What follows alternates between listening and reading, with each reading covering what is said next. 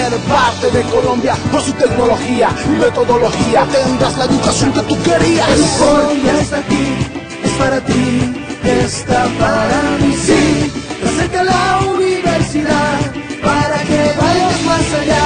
California está aquí, es para ti, está para mí, sí. Para que puedas progresar y así llegar más lejos. Muy buenas tardes, mis estimados estudiantes. Tengan ustedes donde se encuentran en este momento, en su casa o compartiendo con su grupo de amigos, qué sé yo, compañeros. Quisiera darle también la bienvenida al profesor Fabio una vez más con nosotros acá hoy en nuestra clase. Profe, muy buenas tardes, ¿cómo ha estado? Muy bien, gracias, profe Paulo. Bienvenidísimo acá de estar en este encuentro muy privilegiado por este compartir académico. Muchas gracias, profe Fabio. Vamos a dar inicio entonces a nuestro ejercicio, a nuestra clase. Tenemos educación y sociedad nuevamente en el programa.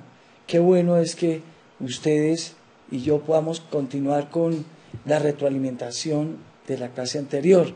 Habíamos hablado sobre la sociología de la educación, ¿cierto? Habíamos mencionado sobre su concepto, que la sociología de la educación es una de las ciencias que apoya a la pedagogía y a la práctica educativa, por lo cual todos los involucrados en el proceso educativo, todos, ¿no?, para comprender y orientar los fenómenos educativos. Por tal motivo, se puede decir que la sociología de la educación es una disciplina que utiliza los conceptos, modelos y teorías de la sociología para entender la educación en su dimensión social. Podemos mirar el primer elemento, ¿no?, la sociedad de la educación. ¿Qué pasa con ese ejercicio? Tuvimos la oportunidad de revisar varios escenarios, ¿no?, varios escenarios donde está involucrado un proceso educativo. Las escuelas, los colegios, las universidades, en fin, el aula de clase misma, ¿no? Hablaba también de, a nivel universitario, la alma mater, lo que da la vida, ¿no?, el instrumento importante que utiliza la sociedad para hacer cosas buenas, maravillosas, no para destruir, sino para construir, no para deteriorar, sino para abordar elementos importantes que nos puedan servir a nosotros para ayudar a los demás, ¿no? E incluso comprender y orientar los fenómenos educativos. Hoy día estamos abordando unos fenómenos impresionantes a nivel educativo desde la escuela, y eso lo vuelve un fenómeno. Más adelante hablaremos al respecto de eso. Pero si podemos observar en la diapositiva, la parte superior izquierda de mi lado, tenemos el multiculturalismo. Hablábamos la vez pasada sobre este contexto. El profe Fabio también participó a la vez y a la par con este elemento que es las razas, los colegios o las instituciones educativas donde están recibiendo todo tipo de personas de varios lugares, de varias etnias e incluso de diferentes razas, o no necesariamente, sino que va de paso porque ejercen diferentes roles, sus padres, como lo abordamos en la anterior clase sobre los que trabajan con las fuerzas militares, que siempre los trasladan. Entonces sus hijos tienen que estar de colegio en colegio y así sucesivamente. Y se empiezan a dar situaciones difíciles, incómodas para los muchachos. Unos se logran adaptar a ese elemento formativo y otros no. Les cuesta, y por eso hay que tener muchísimo cuidado con el docente, que esté preparado para este tipo de situación, no solamente con la inclusión, que eso es otro tema y otro elemento también importante, pero que también hace parte de este contexto, ¿ves? Mas, sin embargo, no es a la inclusión exactamente a la que quiero hablar. Quiero hablar específicamente a la multiculturalidad que se da y a los cambios que se dan cuando uno está de institución en institución tratando de recibir enseñanza. Pero ustedes y yo necesitamos tener mucha claridad cuando lleguemos a una institución de este tipo, para no tener problemas y dificultades. Estoy hablando a futuros educadores, si es que ya no están ejerciendo, también mis respetos si ya lo están realizando, porque es muy posible que ya estén ejerciendo su labor docente, aunque uno ya lo hace desde la casa, más sin embargo, y desde la familia, más sin embargo, aquí es muy importante dar un preámbulo claro y oportuno, porque también tenemos la diferencia de la clase social. También las clases sociales dentro de esa sociología de la educación se presentan muchísimo, mientras no solamente como está en la imagen, un chico tiene celular y los demás no, también puede darse el bullying, donde hay una presión difícil. A veces tengo entendido que hay instituciones aquí en Bogotá, no los quiero nombrar para no entrar en polémica, que están recibiendo incluso instituciones universitarias, chicos con becas, y que no pueden tener su aporte porque recibieron su beca, o por el Estado, o porque tuvo un muy buen ICFES, y él escogió esa universidad para estudiar, y desde la entrada los que pagan ya le están haciendo cierta diferencia, le están contraatacando, le están haciendo cierto desafío, ¿no? Porque se vuelve un desafío, pero no es un desafío a querer ser mejor, no, sino lo desafían a que se vaya de la institución porque no tiene la clase de ellos. Eso es lo que lo hace más grave, lo que lo hace duro y difícil. De ahí que la sociología también tiene que ver con este ejercicio, ¿no? Y más en el rol de la educación, más dentro de una escuela. Y cuando se dan estos roces en cuanto a las clases sociales, pues se van a ver involucradas la psicología como ciencia, porque tendríamos que llevar a este muchacho a un psicólogo o al psicólogo de la institución por bullying o por rechazo o por cualquier tipo de dificultad, porque en casa se está dando cuenta que no está rindiendo en su materia o en las materias, o no está rindiendo académicamente. Y al no estar rindiendo académicamente, los padres empiezan a buscar un medio de preguntas y vamos a ver qué es lo que está pasando. Padres que se preocupan, porque también son dos cosas importantes. Unos que están más pendientes de sus hijos y otros que no. Hoy día las instituciones educativas superiores están pidiendo que los padres desde el primer semestre estén pendientes de sus hijos. Antiguamente no era así. Antiguamente solamente ingresaba el muchacho y defiéndase como pueda. Hoy día, en vista de este tipo de situaciones que se está presentando a nivel sociológico, está pidiendo la necesidad de que el padre de familia esté acompañando hasta en la universidad a sus hijos, a sus muchachos. Entonces, esto es otra diferencia importante que tenemos que manifestar y mantener y tenerla clara, pero que ustedes tengan cuidado con que no incurrir en este tipo de situaciones. Ahora, como profesores, como educadores, ¿qué pueden hacer ustedes? Sería una pregunta importante. Yo como profesor, ¿qué puedo hacer si un alumno mío o un estudiante mío está incurriendo o le está pasando esa situación?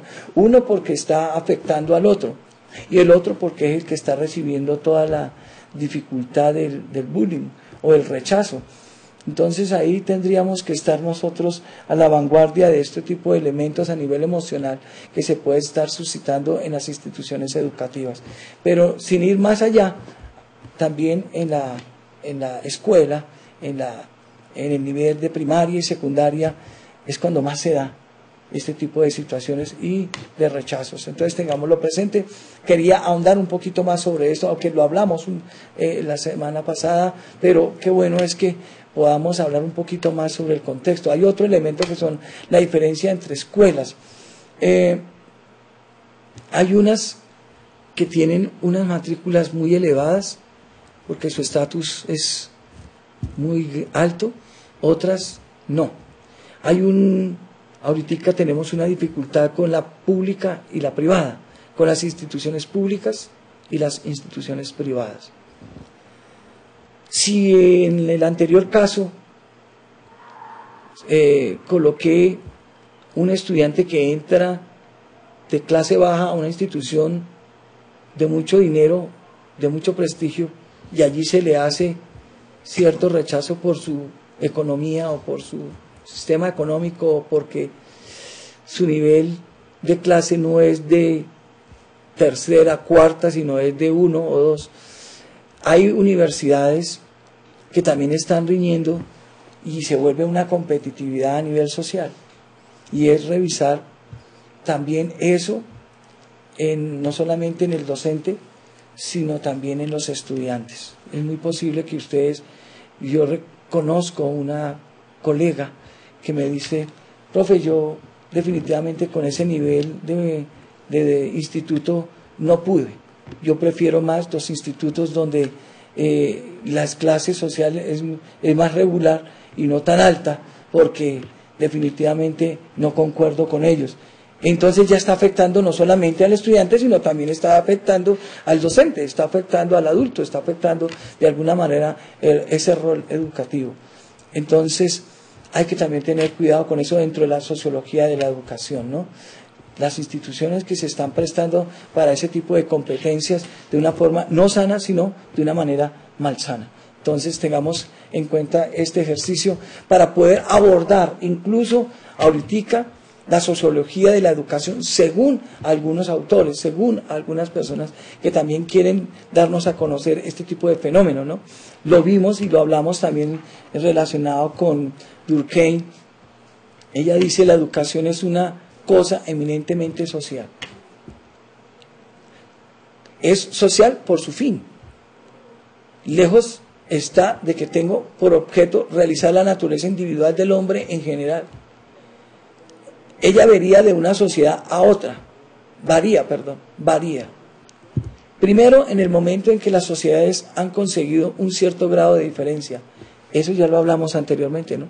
Esto es el caso que yo les manifesté. Se les ve diferencias en sí mismas siguiendo las clases, las profesiones. Entonces, es también muy importante que manifestemos ahora el rol del profesional. Por ahí conocí a un chico que decía, es que mamá dice que estudiar para ser docente no da muy buen dinero, que entonces me va a tocar estudiar una carrera que sí dé más dinero. Estoy dando el ejemplo tácito de un educador que se graduó y sus padres le recriminan que no está ganando lo suficiente. Eso también es otro problema social. Durkheim también lo manifiesta, no solamente con las clases, sino también con las profesiones. En las profesiones también se está manifestando mucho esto, pero no crean, hay médicos, hay abogados, hay, no sé, esas profesiones del común que también están pasando por su crisis. No todo es como aparece o aparenta, todo tiene sus crisis. Ahora, también está el rol en el cual nosotros nos desenvolvemos y cómo estamos. Pero si hay algo importante para la vida del educador es creer que hay una vocación, es creer que si yo estudié para eso, hombre, yo lo tengo que defender, es lo que yo sé, es lo que yo quiero transmitir. Ser docente es lo que más me gusta y qué bueno es que ustedes puedan seguir manteniendo eso. Yo sé que ustedes allá en casa pueden tener muchas ideas y pueden ingresar al Google, pueden ingresar al Internet e investigar estos temas, pero qué bueno es que también miren ustedes mismos cómo están y analicen. Ojo con esto, encontré a un chico con copy page, eso no aguanta. Sí, miremos, guardemos, revisemos qué pasa, pero también llévenlo a la experiencia de la vida. Nosotros necesitamos orientarnos en el ejercicio de nuestro quehacer educativo. ¿Qué pasa con los diferentes conceptos que tenemos nosotros sobre sociología y educación? Según John Dewey. John Dewey también tiene un concepto. Él dice que la educación es una constante reorganización o reconstrucción de la experiencia a partir de esto, de su principal preocupación, fue poder desarrollar una educación que pudiera unir la tradicional separación entre la mente y el cuerpo, entre la teoría y la práctica, o entre el pensamiento y la acción. Esto se denomina la educación de la acción, ¿cierto? Simplemente John Dewey lo que quiere manifestar es que tenemos que ir de la teoría a la práctica. Lo que les decía yo anteriormente, siendo coherentes con lo que estoy diciendo. Hay que ir a la práctica. Listo, nosotros leemos, listo, colocamos las comillas, colocamos el autor, lo leemos y lo hacemos parte de nuestro escrito. Pero qué rico que eso también lo puedan ustedes llevar a su experiencia, o que lo que ustedes escriban también lo puedan transmitir a los demás. ¿Cómo? No solamente dejándolo escrito en un papel, sino también llevándolo a la práctica. John Dewey también quiere manifestar esto de alguna manera desde la sociología desde la educación. Entonces, vuelvo y repito, ¿cómo están ustedes? Teoría práctica. Dice él también, qué bueno que no se separe entre la mente y el cuerpo, pero a veces solemos ir y dividir eso, ¿no? No, tenemos que ser también, no solamente coherentes, sino también unidos en todo nuestro quehacer educativo. Y ahí es donde John Dewey dice, ¿no? Habla sobre un pensamiento y sobre una educación de la acción. ¿Cómo estás accionando ese conocimiento que hasta ahora llevas en esta universidad? ¿Hasta dónde lo estás realizando? ¿Hasta dónde lo estás planteando? Y si ya tienes otro estudio, otra ciencia que te está acompañando en este momento, ¿cómo lo estás desarrollando? ¿Cómo lo estás llevando a cabo? Porque no solamente le puedo estar hablando a personas que hasta ahora están ingresando a la universidad, también puedo estar hablando a algunos que ya tienen un técnico tecnológico, ¿cierto, mi profe Sí. Fabio? O que ya tengan otra carrera. Me dirijo a todos ustedes con las diferentes ciencias que puedan tener. Y si están arrancando con esta, entonces desempeñar bien nuestro rol dentro de una teoría, pero esa teoría también, qué bueno llevarla a la práctica, como nos lo dice a nosotros John Dewey. Hay también otra idea sobre la sociología de la educación según Basil Bernstein. Bernstein nos dice el papel de la educación, tanto la escolar como la familiar, es clave en la formación de la conciencia de los individuos. ¡Wow! Él nos expresa una cantidad de herramientas importantes para la vida. El filósofo, psicólogo, una persona muy instruida, también se dio a la tarea de manejar el lenguaje y de poder desarrollar en el aula de clase investigación, mirar los elementos lingüísticos que se están suscitando en el aula de clase. De ahí que coloqué yo la imagen, si ustedes ven una persona hablando, salen palabras, es porque él hace todo lo posible de llevar a la investigación todo el rol lingüístico que se debe tener dentro de un contexto educativo. Y hay muchas formas de discernirlo, hay muchas formas de hablarlo, de plantearlo. Uno de ellos es el léxico que nosotros podemos utilizar en el rol del docente. Otro, lo que tenemos que transmitirle en nuestras clases a nuestros estudiantes. Otro, los fenómenos lingüísticos que se están suscitando dentro del aula de clase con nuestros mismos estudiantes. Otro, las problemáticas lingüísticas a nivel universal que también se pueden estar dando y se pueden estar presentando. Hoy día tenemos no solamente una lengua materna, sino también tenemos muchas lenguas nativas de aquí en nuestra región, ¿no? Estamos, por ejemplo, en la Guajira, en el Putumayo, ellos también tienen sus lenguas, su lenguaje nativo, y para nosotros qué bueno es que podamos desde allí abordar también un elemento investigativo desde el fenómeno de la sociología en la educación. Y este investigador, Bernstein, nos trata de ilustrar que debemos ser inquietos desde nuestra aula de clase y poder revisar qué hay dentro de él y mirar, observar y determinar que eso lo podamos llevar a un escrito y podamos nosotros plantear un trabajo investigativo y lo podamos desarrollar. Eso es lo que Basil Bernstein nos quiere también decir, además del papel de la educación, que es muy importante en sociedad. La educación como fenómeno social. Qué bueno es aquí entrar ya en otro entorno, en otro elemento que es muy importante.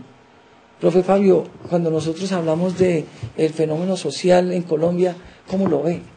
¿Cómo ve la educación como fenómeno social aquí en nuestro país? ¿Qué piensa? Pues hay diferentes vertientes allí del fenómeno social, ¿no? Viendo a los autores que hacen referencia, el primero de ellos era ¿cuál? Ahí en la presentación, si le damos dos atrás. Tranquilo. Era Durkheim.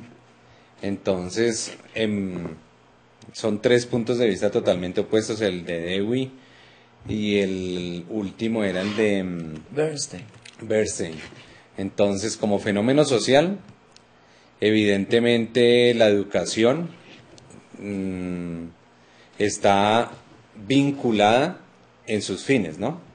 En esos fines educativos, la educación, lo menciona Fernández, que es una autora argentina, sí. Menciona que la institución está inscrita en una de sus finalidades, mantener ese orden social, y depende mucho de lo que se mencionaba en la presentación de los autores. En otras palabras, la educación no es neutral, sino que tiene una responsabilidad o una función de mantener ese orden social establecido. Así, si es una educación, por decir algo acá en el sistema social colombiano, obedece a unos fines sociales del Estado en el cual se inscribe. Es uno de los elementos que ayuda a perpetuar ese orden social. ¿Qué quiero decir con ello? Que, y lo ha expuesto, yo he estado muy atento a la exposición, porque si volvemos en Dewey, se presenta la perspectiva de esa superación de esa dicotomía entre mente, cuerpo, teoría y práctica, que la Universidad Pedagógica, en el grupo de antropología educativa de esta institución, encabezado por Alberto Martínez Boom, dice: esa superación, esa situación hay que superarla. Y ya en el 30 con Dewey lo estaban planteando. Y es superarla porque no va, como coloquialmente nos han dicho, teoría práctica, sino que es una sola. Sí. Es la integración entre las dos. En un momento se genera una teoría a partir de unas prácticas, etcétera, pero la práctica pedagógica obedece a unas dinámicas sociales en las cuales se van a dar. Hablábamos hace 8 días de dinámicas que se van dando en torno a la educación, que buscan mantener un status quo, ¿cierto? Buscan determinados elementos, por ejemplo, desde la evaluación, nos dejan ver el tipo de control social que hay. Una función de obedecer, que lo decía Foucault allá en la historia de la locura, todo de la historia de la sexualidad también toca todos estos elementos. Y hay un texto que es una entrevista que le realizan a él, que se llama El ojo del poder. Y el ojo del poder, va a decir él, que es el panóptico, esa visión de panóptico que está en el centro, y el guardia y cómo va a controlar, que sería más o menos el Estado quien está vigilante, y cómo se va dando ese control de todos los individuos. Y la educación entra a unos dispositivos de ese mantenimiento del control a través de la disciplina del cuerpo, a discreción, atención firme, canten acá con el pecho el himno nacional, y si no lo cantan es una patria y casi que debe ser expulsado. O sea, como un adoctrinamiento que a veces la educación tiene que generar una conciencia, como lo mencionaban allá Bernstein en ese elemento. Y por el contrario, a veces nosotros, en vez de generar conocimientos o resolución de problemas, lo que hacemos es un adoctrinamiento y le impedimos al estudiante con los ejercicios de evaluación, y con esto voy cerrando mi intervención, que me responda lo que yo quiero escuchar, como un dictador. Estamos en esas formas, no es el examen por el examen, sino cómo opera y atraviesa ese sujeto con una disciplina. A veces los insultamos a los estudiantes y no lo saben. Fila 1, fila 2, fila 3, fila 4. O sea, ustedes son un poco de enfermos éticos y tengo que diseñar 4 exámenes para que estos no se me copien. Eso es gravísimo. La presunción de inocencia, cómo se da, ¿no? Claro. Y la evaluación. Siéntese, párese, llega uno y todavía lo ve. La clase se pone de pie, como si todavía estuviésemos allá con el Putifar egipcio haciendo todo eso. Ajá. ¿Y eso en qué va? Ustedes dirán, ¿y eso qué tiene que ver con sociedad? Pues son los elementos de obediencia a un status quo que se impera, que luego eso va a darse en los roles sociales que se van presentando. Y a veces nada tiene que ver nuestra educación con generar una conciencia de autogobernanza. Y proyectos de ecología que cuando terminan es un desastre porque es solo papeles en el colegio. Vea que esta tarde, o muchas tardes antes de dirigirme hacia la universidad, me toca esperar el transporte y veo que está en verde, tiene números de contabilización el semáforo donde me paro a esperar el bus, y salen de un colegio. Pero eso es la jungla.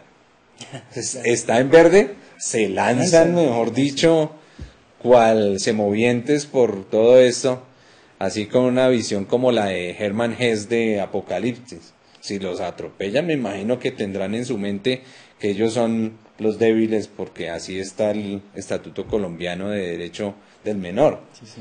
Entonces uno dice, venga, y tanto proyecto transversal de cultura ciudadana, cultura para la paz, lo otro de movilidad, que hay un proyecto transversal así. Dice, ¿qué? ¿Cierto? Son cuestionamientos.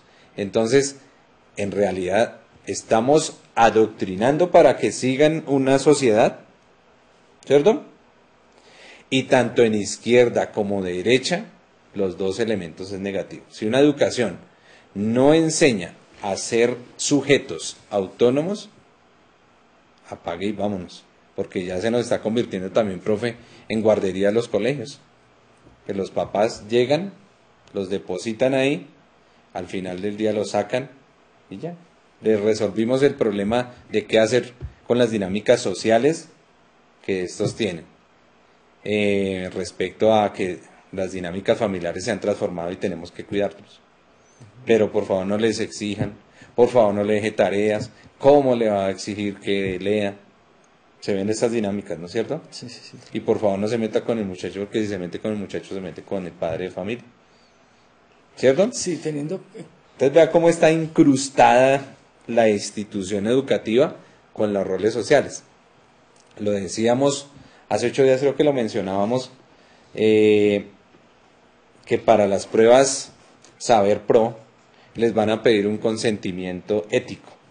Pues le están diciendo, pues no se vaya a copiar, no vaya a hacer fraude. Venga, ¿será que el Estado tiene el carácter ético de exigirle eso a un ciudadano?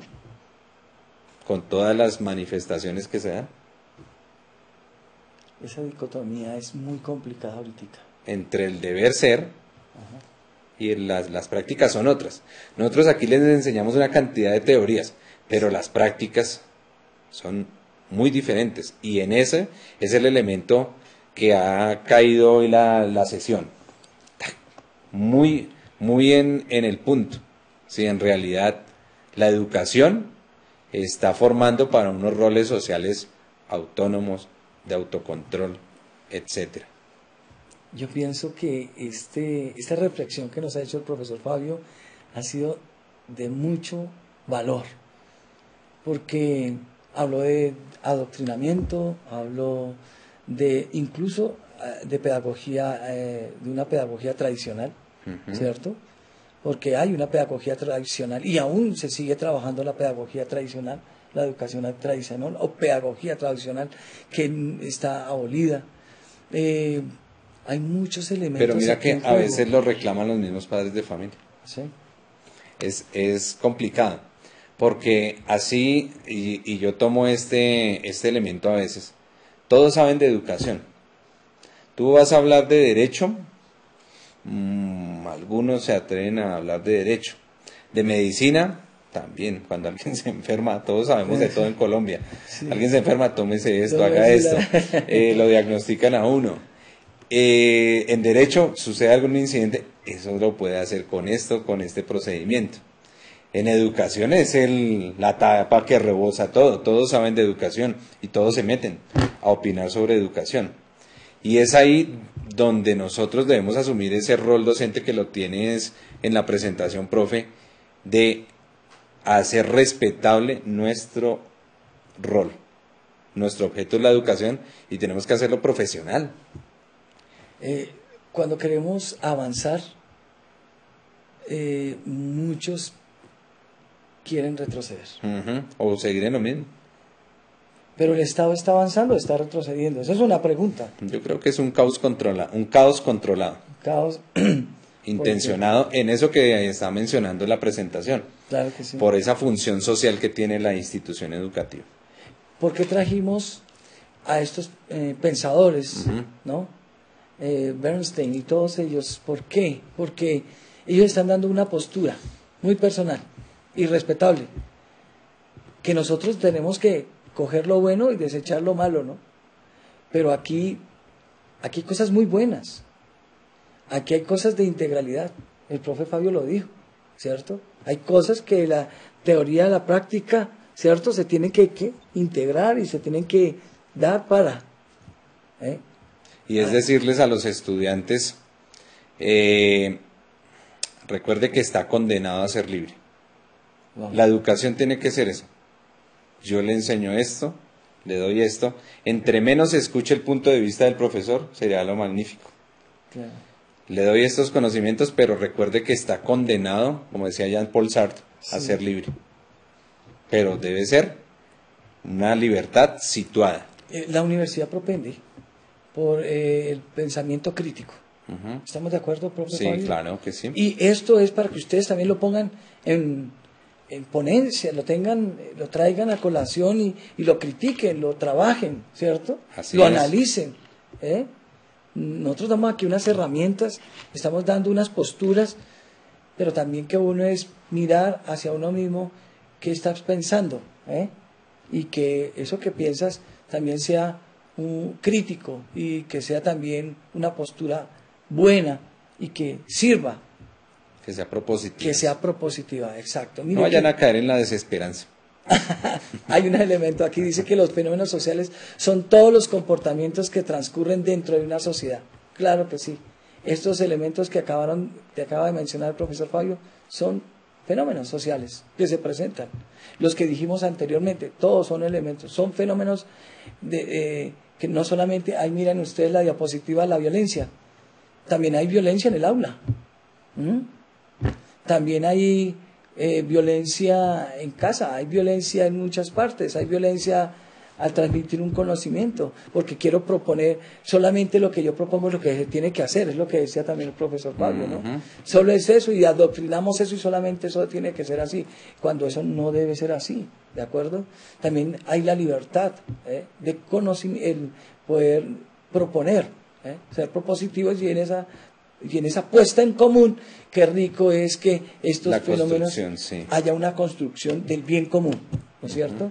El fenómeno educativo, quiero que tengamos presente esto, tengámoslo muy en cuenta. La experiencia y la docencia muestra que es muy común entre los educadores cuando se tiene que preparar alguna materia o asignatura, o programar un curso o asumir una práctica pedagógica que se sitúen ante determinadas preguntas. El profesor Fabio habló sobre las prácticas, ¿cierto? Que esas prácticas, ¿cómo deben ser? ¿De qué manera deben construir a los demás? Pero también cómo te está construyendo a ti mismo. Miremos algunas preguntas que de Subiría nos menciona. Vamos a mirar estas preguntas. ¿Quiénes son los estudiantes a los que orienta el proceso de enseñanza-aprendizaje? Esas son las preguntas que nosotros como docentes también nos hacemos.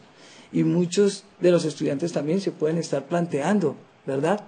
¿Cuáles son sus preferencias? O sea, cuando nosotros estamos preparando una clase tenemos que pensar en todo esto. ¿Será que esto sí les llegará? ¿Será que esto sí los alimentará? ¿Será que esto sí es propositivo? ¿Será que esto sí es bueno? Pues todas este tipo de preguntas ustedes como futuros docentes también se tendrán que hacer. Y cuando vayan a realizar una clase o plantear un programa, nos podemos hacer este tipo de preguntas. ¿Cuáles son sus preferencias, sus inquietudes, sus ideales? ¿Qué es lo que se va a enseñar o lo que se va a transmitir? ¿Cuáles son los medios o las técnicas que se van a utilizar? ¿Cómo se evalúa? Esto es otro punto clave, ¿no, mi profe Fabio? Estos son elementos claves que desde atrás nos están tratando de decir, mira, desde atrás, ¿no? Preguntas que nosotros nos hacemos como docentes, o en la práctica pedagógica, Subiría nos trata de hablar sobre este contexto. Ahora, ¿cómo se evalúa? ¿Cómo selección múltiple de única respuesta? Pregunta abierta. Tener en cuenta ese tipo de técnicas para la evaluación. Eso también lo pone uno a pensar, ¿no? Y mira que siendo más contemporáneo con esas dinámicas de evaluación, que es más complejo, porque estamos hablando, en el seminario de evaluación estamos hablando sobre este tema, casi que la estructura. Ajá. Y el desafío hoy en día es cómo vinculamos los procesos de enseñanza-aprendizaje en el aula a la evaluación. Perfecto. ¿Cómo lo estamos haciendo? Porque a veces lo tenemos aparte. Y lo que nos está llevando ahorita, bueno, ahorita hace unos 50 años, en realidad, es vincularlo y hacerlo análogo al proceso. Bien. Partiendo que la evaluación es valorar. Evaluar es valoren. Claro. Y entonces es cómo lo valoro. Pero si yo me siento allá en el escritorio, trabajen de la página tal a tal punto, y al final un chulito, no estoy evaluando nada. Mientras que si voy y observo, valoro, en realidad estoy haciendo un proceso evaluativo de lo que necesitan. Necesito que esta persona aprenda a leer, que le estoy enseñando centenas, unidades de 1000, todo esto. ¿Para qué le sirve a ese chico? Y que lo haga, porque si no después lo van a robar en la tienda escolar incluso. Sí, claro. ¿Cierto? Sí, señor. Y ahí estoy evaluando, ¿cierto? Desde ahí, claro. Desde ahí estoy haciendo esa vinculación que menciona el profe Y Pablo. si se me fue un billete de más, entonces si me devuelvo y se lo devuelvo al señor o no, hasta eso lo evalúa uno. Bueno, eso es de la ética. Bueno. Pero también, miren, ahí hay otra pregunta. ¿Cuáles son las categorías que se utilizan para medir el conocimiento o la asimilación de la enseñanza? Eso es otra cosa que también tenemos que tener en cuenta. Y eso, ahí, ¿ustedes qué piensan al respecto? Profe Fabio, ¿qué piensa? Las categorías, Sí, ¿qué dice sobre eso? pues es lo que en evaluación se denomina como línea base. Y debo tenerlo referente desde el inicio. Porque a veces las categorías o los criterios de evaluación, lo que quiero formar, debe ser visto en términos de un producto académico. Y debo decir entonces, esto quiero que sea, desarrolle esta competencia, o si lo quiere más arcaico, con unos 500 años, quiero que me responda esto de memoria. y es una categoría, pero si depende del tipo de educador que queremos ser, ¿cierto? Sí. Alguien que cambie eso o que lo mantenga, depende de esas categorías que se van a presentar allí. Ahí les dejo un menú interesante para la próxima clase. Hay este tipo de preguntas, hay este tipo de ideas. Ya tenemos diferentes filósofos también, psicólogos, educadores, pensadores. Les dejo eso ahí para que ustedes también puedan ir analizando el contexto de los fenómenos de la educación, ¿no es cierto? De la sociología, los fenómenos de la educación. En fin, para la próxima clase vamos a abordar el tema de la educación en el mundo social de hoy. Ténganlo presente para que vayamos sacando también nuestras propias conclusiones. Profesor Fabio, gracias por haber estado aquí con nosotros una vez más. Dios lo bendiga grandemente. A ustedes gracias por estar ahí con nosotros. Dios los bendiga y nos vemos la próxima. Chao, chao.